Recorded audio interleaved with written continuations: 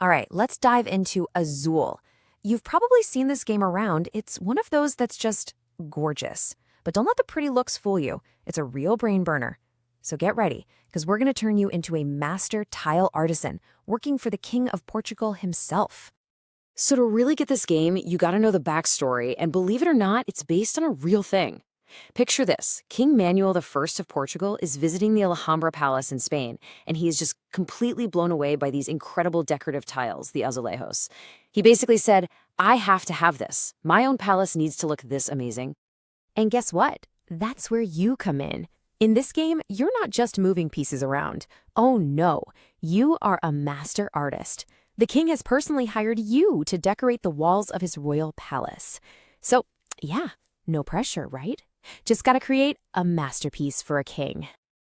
Okay, so we've got our royal commission. Let's talk about what you're actually trying to do and what you'll be using to get it done. So what's the goal? It's pretty simple, actually. You want to be the best artist in the room. And how do we know who's best? Points, of course. Whoever racks up the most points by the time the walls are done, well, you are going to be the king's favorite. Okay, let's look at your toolkit. I love how the game frames all this.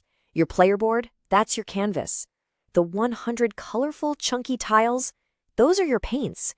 And the factory displays, that's your workshop supply, where you get those tiles each round. It really pulls you into the theme. All right, before we can start making beautiful mosaics, we got to get our workshop ready. Let's talk setup. The setup is super fast, which is awesome. Everybody grabs a board and a scoring marker. Put that little cube on 0, then you lay out the little cardboard factory circles. The number you use just depends on how many people are playing. Dump all 100 of those beautiful tiles into the cloth bag, give it a good shake, and then whoever's going first just draws 4 tiles and plops them on each factory display. Boom. Done. You're ready to play. And now for the fun part, the actual artistic process. The whole game is played over a series of rounds, and each one has this really clean, elegant flow to it. So, every round breaks down into 3 simple phases. First, Phase A, the factory offer. This is where you pick your tiles. Then, Phase B, wall tiling. That's when you actually put them on your wall. And finally, Phase C, which is just a quick reset for the next round. Easy peasy. Okay, let's zoom in on Phase A. This is the real meat of the game.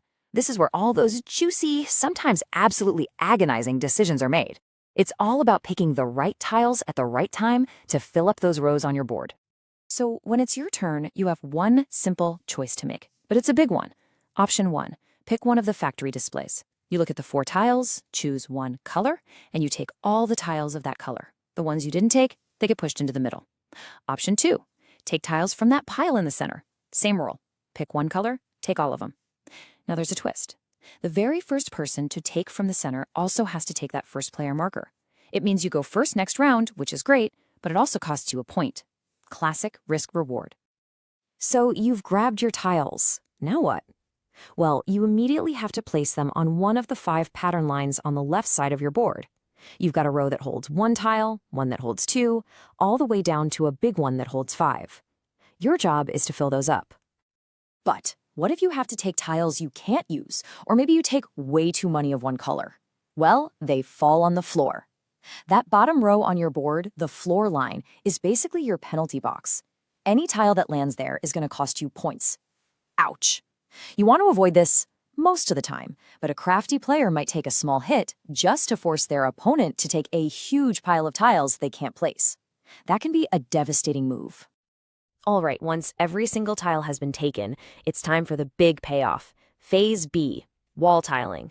This is the moment where all that hard work pays off and you move your completed patterns over to your actual wall to score some points. So here's how it works, and everyone does this at the same time. You look down your pattern lines. If a line is totally full, perfect.